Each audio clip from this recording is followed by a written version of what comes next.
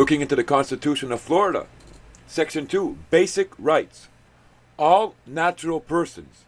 Now notice that. It doesn't say all men. It doesn't say everyone. The subject or the player is natural persons. Female and male alike are equal before the law and have inalienable rights, among which are the right to enjoy and defend life and liberty and to pursue happiness. All right, if we look at the definition of natural rights or absolute rights, what is it? Well, the right to life, the right to liberty, and the right to happiness are included within natural rights. So here we're seeing that the Florida Constitution brings forth the recognition of natural rights, and they state very clearly that all men and women on their territory, it is recognized that you have these natural rights. Now here, the subject and player is natural persons.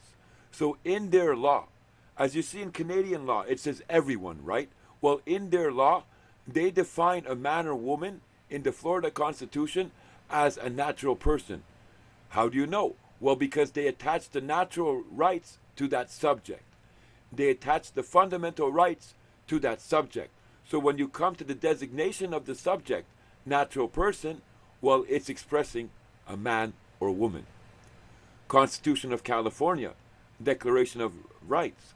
All men. So now you see the subject and the player, right? It's not natural person, but it's men.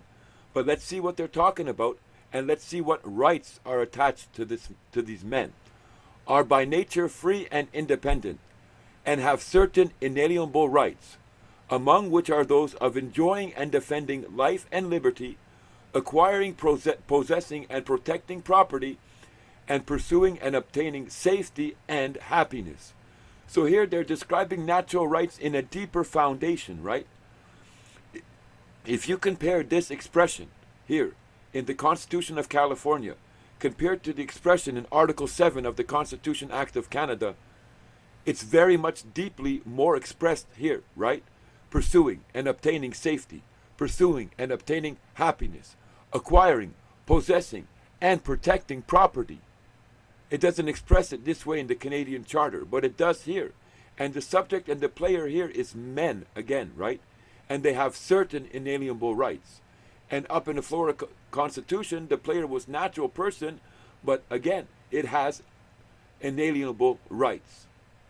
And the right to enjoy life and liberty. Just like in the Constitution of California, the right to enjoy life and liberty.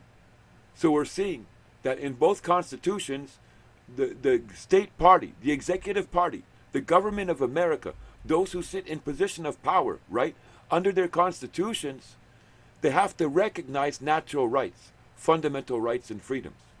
Constitution of Illinois, same thing. Inherent and inalienable rights.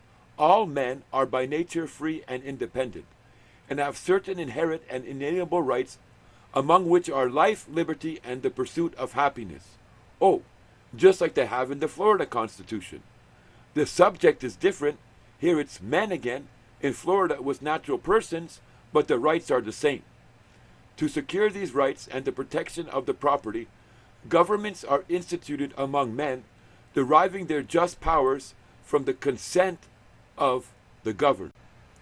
The Constitution of the Commonwealth of Pennsylvania.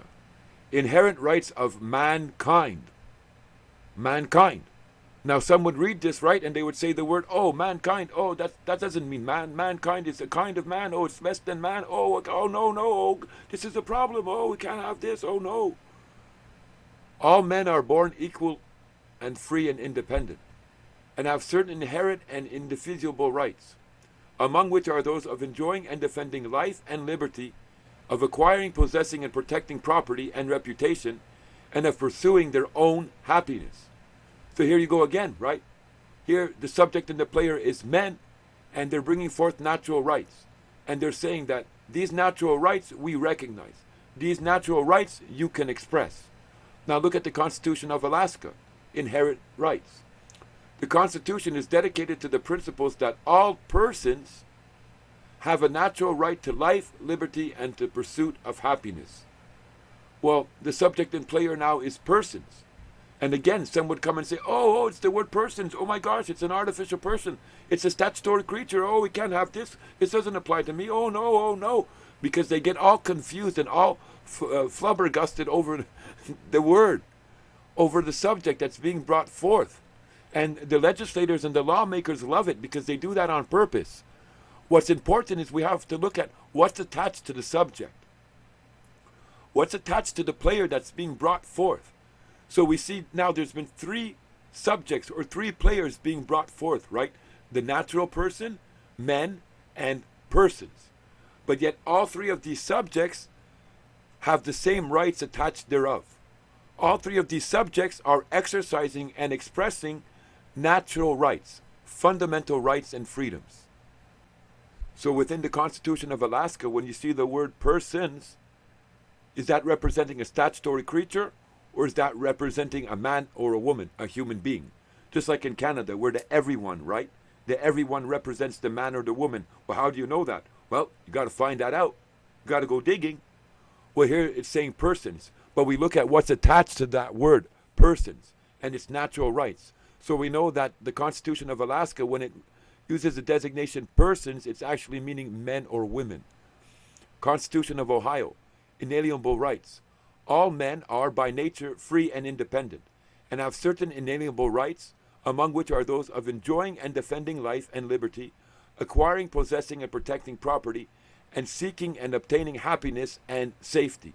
So again, we see through all the constitutions of America, right, it says that the state and the federal government also, because this is in the Constitution of America, that they recognize that every single individual, every single man or woman on the territory have natural rights, absolute rights, fundamental rights, inalienable rights, and you can exercise those rights. You can stand under those rights. I picked these constitutions on purpose because the way they work together, you have 50 states there, and I didn't use 50 of them. I think I used 12, but I chose the ones that I chose on purpose to show you what I'm teaching you is correct and the operation of law is correct. Now look at North Carolina Constitution, all right? Section 1. The equality and rights of who? Persons. Okay, there you go again, persons, right? Now some would have a cow at this point. Oh, persons, oh, artificial, oh, statutory creature. No. We hold it to be self-evident that all persons are what? Created equal. That they are endowed by their creator with certain inalienable rights. All right, for people who believe in the Bible, people who believe in God. Well, what is that saying?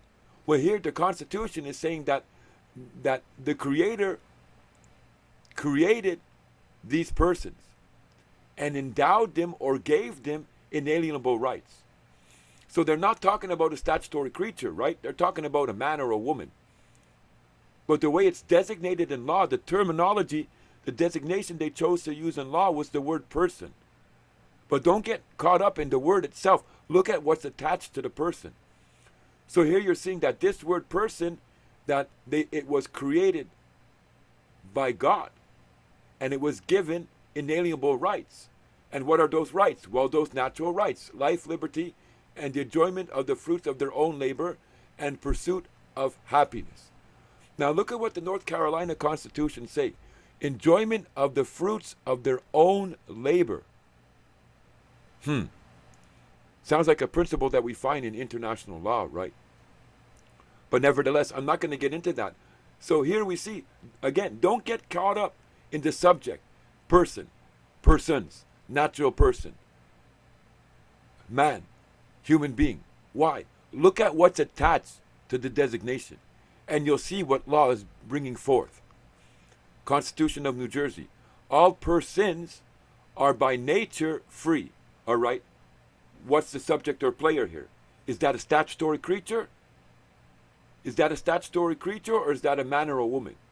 Well, they are by nature free and independent and have certain natural and unalienable rights. Okay, so the subject persons here refers to a man or a woman exercising and enjoying natural rights. Constitution of Virginia, that all men, oh, look at the subject, look at the player, not persons, not natural person, but men, but still bringing forth natural rights. are by nature equally free and independent and have certain inherent rights.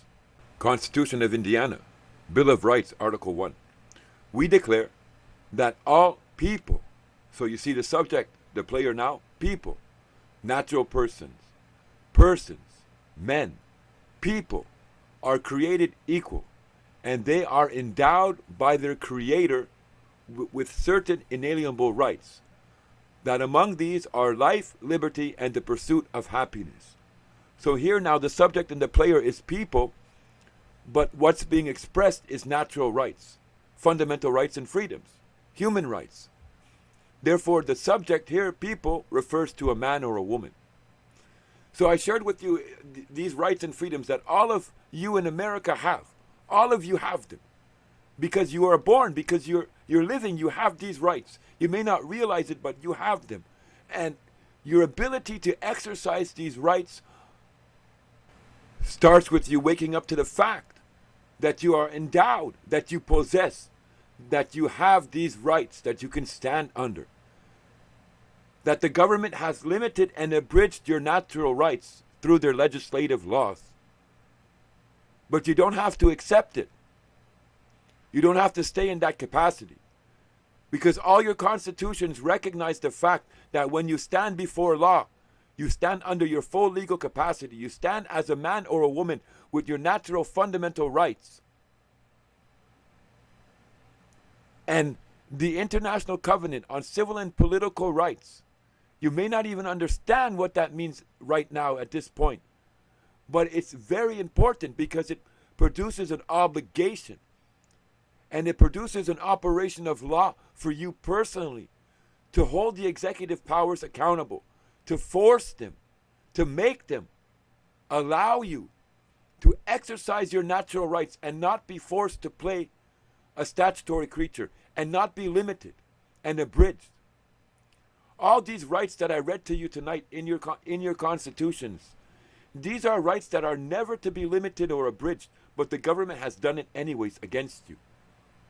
And many of you don't even realize that this has happened to you. But again, I'm saying that the international covenants, the human rights bill, it puts an obligation upon America to allow you to exercise your rights and no longer place a limitation against you. No longer. But if you watch my other video, right, what did it say? Well, they're not self-executing these rights. They're there. I just read you them. I just took time to read you them. I put this all together, right? And I read all the 50 constitutions of the states, and I picked out the ones that would show you, don't worry about the subject, and that would show you your natural rights are in operation. So they're there, right? But they're just not self-executing. And because they're not self-executing, that's why you're sitting on your chair right now, and the government only recognizes you as a statutory creature, as the driver, as the student, as the fisherman, as whatever it may be, whatever statutory creature that you're playing. That's how come they only recognize you in that way. Why? Because they're not self-executing your natural rights. And let me tell you, they're not supposed to do that to you. Those rights are not supposed to be put in a box. Those rights are not supposed to be limited and abridged, but they did it anyways.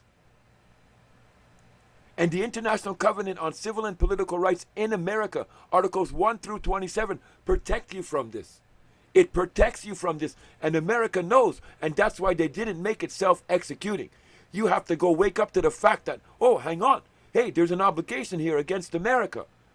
That these rights that men and women have, they're allowed to exercise, and they're no longer to be limited and abridged.